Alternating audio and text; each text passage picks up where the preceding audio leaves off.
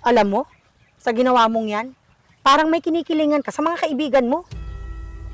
Eh ate, alangan naman sumama ako sa walang mapapala. Siyempre, sa meron, di ba?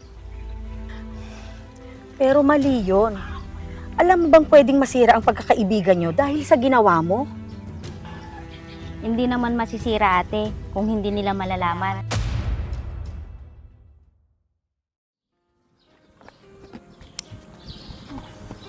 Marga, Mira, hindi ba kayo nagugutom? Oo nga, nagugutom na ako. Hindi pa kasi ako nag-agahan. Kayo na lang, busog pa ako. Huwag ka nang magkaila dyan. Alam namin nagutom ka din. Oo nga naman. Ba't hindi ka palang sumama sa amin para makakain ka? Kayo na lang. Sa totoo lang, wala kasi akong pera. Ano ka ba? Sumama ka na lang sa amin. Ako nang bahala sa'yo. Oo nga, alam mo namang si Mercedes palagi ang nanglilibre sa atin, di ba? Nakakaya naman kasi, lagi nyo na lang akong nililibre. Ano ka ba? Magkakaibigan tayo, kaya dapat nagdadamayan. Oo nga naman, Mira. Malay mo, balang araw, ikaw naman ang manlibre sa amin, di ba? Naku, sana nga.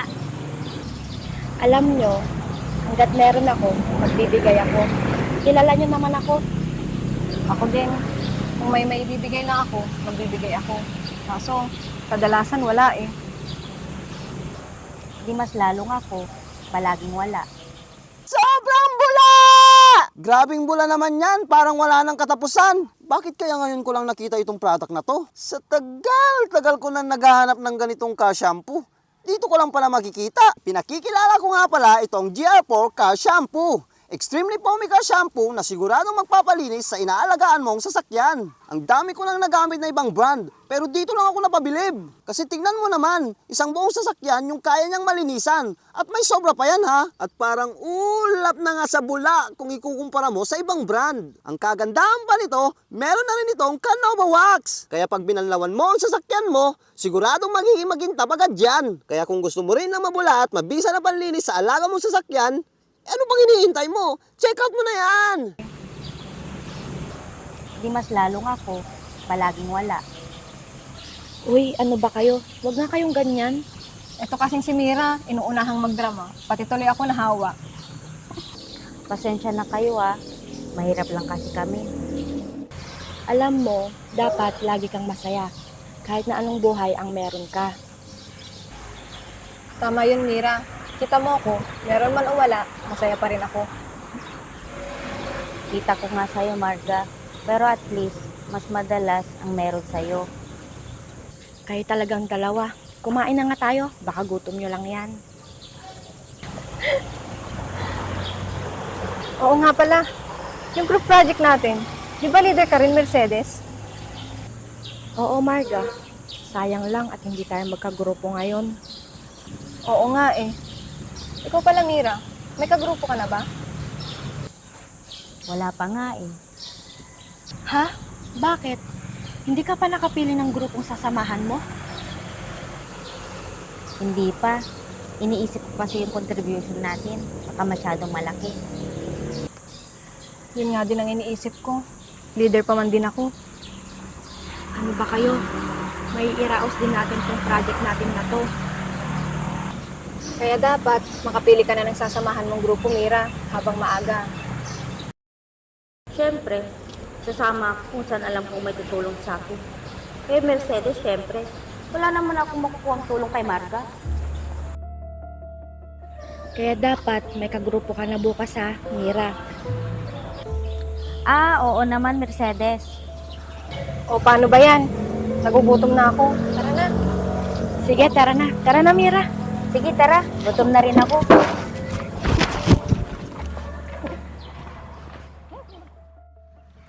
Ang sarap ng kinain natin, no? Sobrang nabusog ako. Oo nga. Maraming salamat, Mercedes. Ano ba kayo? Okay lang yun. Ako kumakain, tapos kayo hindi. Ayoko naman yun. Kaya nga. O paano? Mauna na ako sa inyo. Nandiyan na yung sundo ko eh. Sige. Sige. Sige.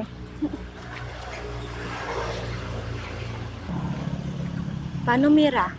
I-update mo na lang kami ni Marga kung may kagrupo ka na bukas. Hindi ko napapaabutin ng bukas, Mercedes. Ha? Bakit?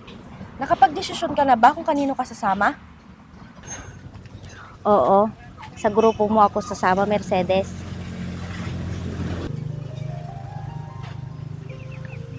Nako, hindi kaya magtampo si Marga kung sa akin ka sumama? Hindi naman siguro. Ako naman ang mamimili kung sino ang gusto kong kasama, di ba? Sa bagay, pero sabihin mo na lang sa kanya ha. Oo, Mercedes, huwag ka mag-alala. Gusto ko rin naman maging kagrupo si Marga. Pero hindi naman kasi niya kayang abunuhan pag wala akong pambayad sa project namin. Kaya dito na lang ako sa meron. Pasensya na, Marga. Siguraduhin mo hindi magtatampo si Marga, Mira ha. Alam mo naman magkakaibigan tayo. Oo, Mercedes. Akong bahalang magpaliwanag sa kanya.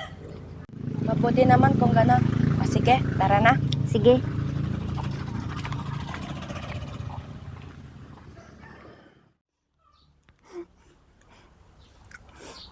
Kakatawa naman to.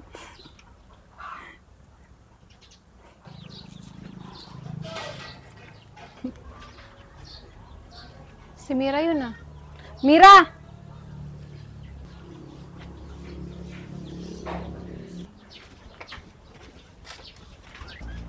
O Marga, andito ka pala. Nagpapahangin ako. Ang init kasi sa loob ng bahay. Kahit sa amin, mainit din.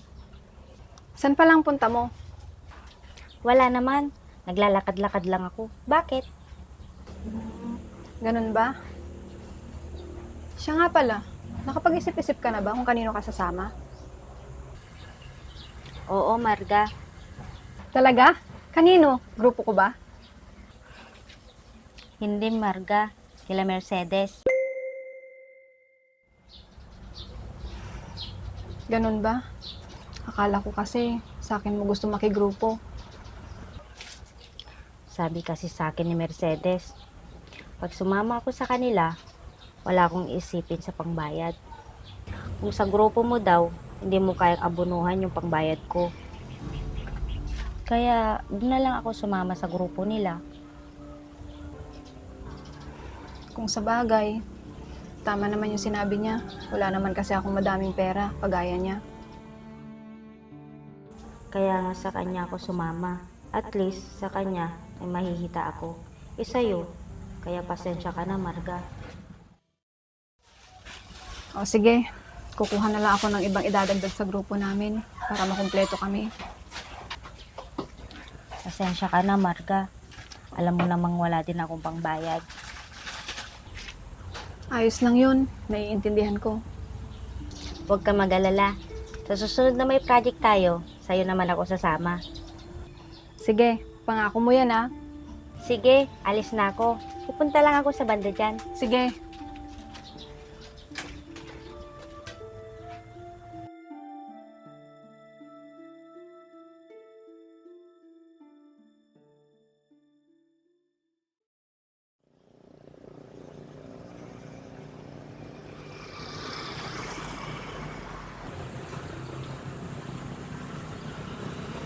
Si Mercedes yun ah.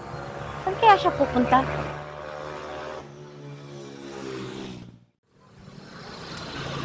Mercedes! Saan ang punta mo? Ikaw pala, Mira. Pupunta lang ako saglit sa bayan, may bibilin. Ikaw, saan ang punta mo? Wala naman. Naglalakad-lakad lang. Siya nga pala. Nakausap mo na ba si Marga? Tungkol ba sa grupo? Kung kanino ako sasama? Oo. Sinabi mo na ba na sa grupo ko ikaw sasama? Oo. Sinabi niya sa akin, okay lang daw. Kasi kumpleto na sila. Ganun ba? Mabuti naman. Baka kasi magtampo yun. Hindi. Hindi magtatampo yun. Kumpleto naman na sila, sabi niya. Sa bagay. Pero sinabi mo naman din sana na sa susunod, sa kanya ka naman gugrupo. Oo. Sinabi ko naman sa kanya yun. Umuo naman siya. Siguro wala siya magiging problema sa magiging kagrupo niya. Oo nga eh. Kaya siguro hindi niya ako kinuha. Kasi alam niyang wala akong pambayad sa project natin. Naku, hindi naman siguro sa ganun, Mira. Huwag mong isipin yan. Ayaw kong isipin yun, Mercedes. Pero yun ang totoo, alam ko. Mira, magkaibigan tayo. Hindi naman siguro yun ang rason niya. Kahit ano pa man, Mercedes, ang importante, tinanggap mo ako sa grupo mo. Bakit naman hindi kita tatanggapin? Baka kasi isipin mong kaya ako sumama sa'yo para may magbayad para sa akin. Hindi, no? Isa pa, kung wala ka talagang pangbayad, obligado, aabonohan ko yon para makapasa tayo sa deadline. Hindi talaga ako nagkamali ng sinamahang grupo. Ayos. Sige, Mira, mauuna na ako. Baka si tanghaliin ako.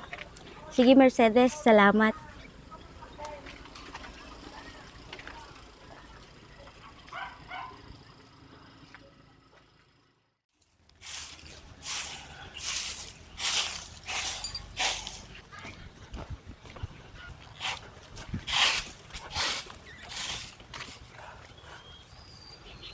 Oh, Mira, mukhang masaya ka yata. Anong meron? Eh paano ate? Nasolve ko na yung pangbayad sa project namin. Ha? Nasolve? Paano? Tsaka, bakit? Mahal bang contribution nyo? Oo ate, may kamahalan yun. Kaya mahihirapan tayong bayaran yun. Paano mo na-solve yun? Bakit? May pera ka bang naipon? Wala ate. Sa grupo ni Mercedes ako sumama. Eh di magkakagrupo kayo nila Marga niyan. Hindi ate. Parehong leader si Marga at Mercedes. Kaya mas pinili ko ang grupo ni Mercedes. Oh, alam na ba ni Marga na kay Mercedes ka sumama? Baka magtampo yun sa'yo. Alam na niya ate. Tsaka sigurado ako hindi magtatampo yun. Bakit? Anong sinabi mo kay Marga?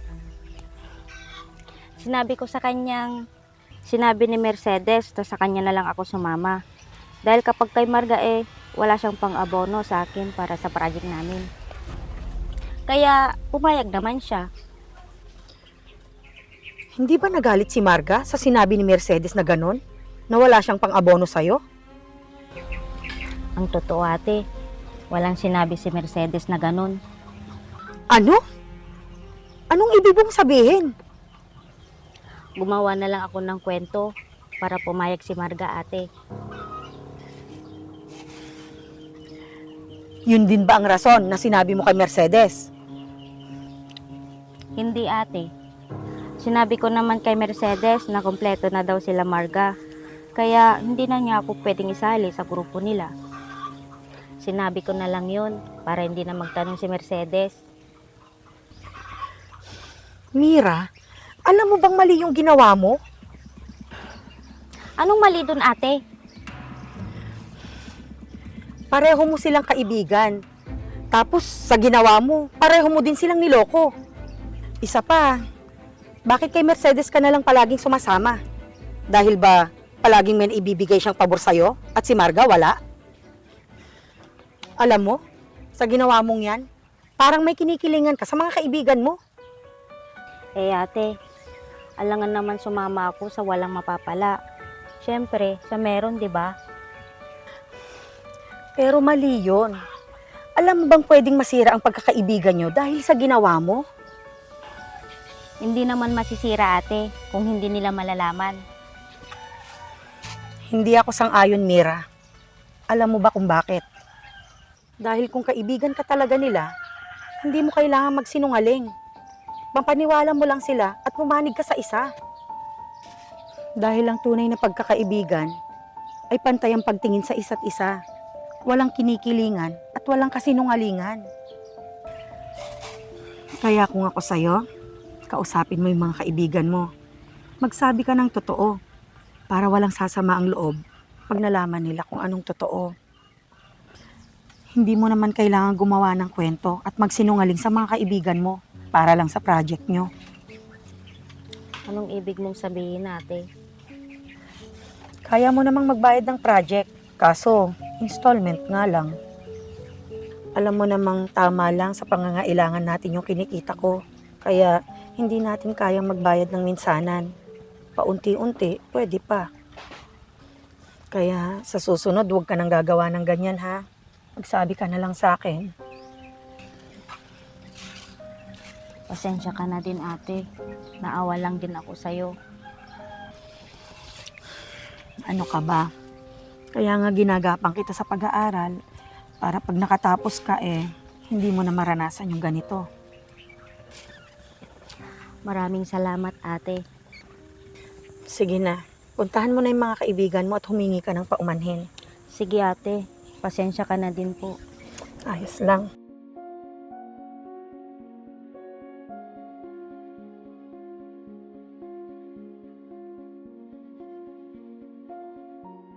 Pabili po. Pabili po ng soft drinks. Marga, Oh, Mercedes, ikaw pala. alam mo na bang si Mira ay sumali sa grupo ko? Kasi kumpleto na daw kayo sa grupo nyo, kaya sumama siya sa akin. Ha? Yun yung sinabi niya sa'yo? Oo, tinanggap ko siya kaagad. Kawawa naman kasi siya. Pero iba yung sinabi niya sa akin eh. Ha? Ano yung sinabi niya sa'yo? Ang sabi niya, sinabihan mo daw siya na sa grupo niyo na sumali dahil sinabi mo daw na hindi ko kayang abunuhan yung pambayad niya. Totoo ba yun, Mercedes? Ha? Pero wala akong sinasabing ganyan sa kanya, Marga. Sinabi niya ba talaga yun, Mercedes? Oo, sinabi nga niya. Naku, parang alam na nila yung ginawa ko. Tinanggap ko siya sa grupo ko dahil sa sinabi niya. Tinanong ko siya kanina kung kaninong grupo siya sasama. Ganun ba? Siya nga pala, nakapag-isip-isip ka na ba kung kanino ka sasama? Oo, Marga. Talaga? Kanino? Grupo ko ba? Hindi, Marga. Kila Mercedes. Ganun ba? Akala ko kasi sa akin mo gusto makigrupo. Sabi kasi sa akin ni Mercedes, pag sumama ako sa kanila, wala akong isipin sa pangbayad. Kung sa grupo mo daw, hindi mo kayang abunuhan yung pangbayad ko. Kaya doon na lang ako sumama sa grupo nila. Pumayag na lang ako dahil totoo naman yung sinabi niya. Pero wala akong sinasabing ganun, Marga.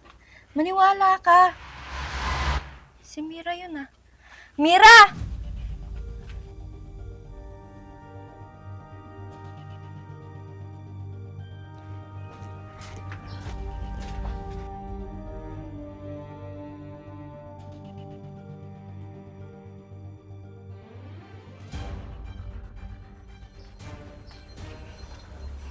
Pwede bang ipaliwanag mo yung nagawang pagsisinungaling sa amin ni Marga?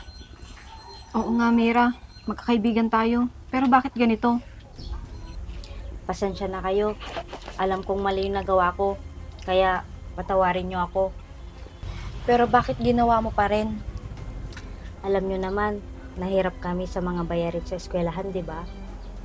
Kaya mas pinipili kong sumama kay Mercedes dahil siya lang palagi ang nagbibigay sa akin. Pero hindi naman ibig sabihin nun, ayaw na kita, Marga. Mali talaga na may kinikilingan akong isa sa inyo, kaya patawarin niyo sana ako. Aminado naman ako na wala talaga akong maitutulong at maibibigay sa inyo. Dahil sakto lang yung allowance ko para sa akin. Hindi man kita kayang tulungan sa pangpinansyal, siguro naman kaya kitang tulungan sa ibang bagay. Matagal na tayong magkaibigan. Sa tingin mo, wala pa ba akong naitulong sa'yo? Madami na rin, Marga. Kaya nahiya ako sa'yo ngayon. Kaya wag mo nang uulitin yung ganito ha. Masisira yung pagkakaibigan natin kung may kinikilingan ka. Huwag ka lang tumingin sa kaibigan kaya kang tulungan sa pinansyal, kundi tumingin ka rin sa kaibigan mong kaya kang tulungan sa iba pang mga bagay. Tsaka magsabi ka lang sa amin ni Marga kung may hindi ka kaya. Pagtulungan natin ito. Kaya nga, dahil lang magkakaibigan, nagdadamayan at nagtutulungan palagi. Kaya wag mo nang uulitin to ha. Magsabi ka lang lagi sa amin ng totoo ni Mercedes. Kaya nga, para hindi masayang yung pinagsamahan natin ng ilang taon. Tama kayo. Kaya pasensya na, hindi na mauulit.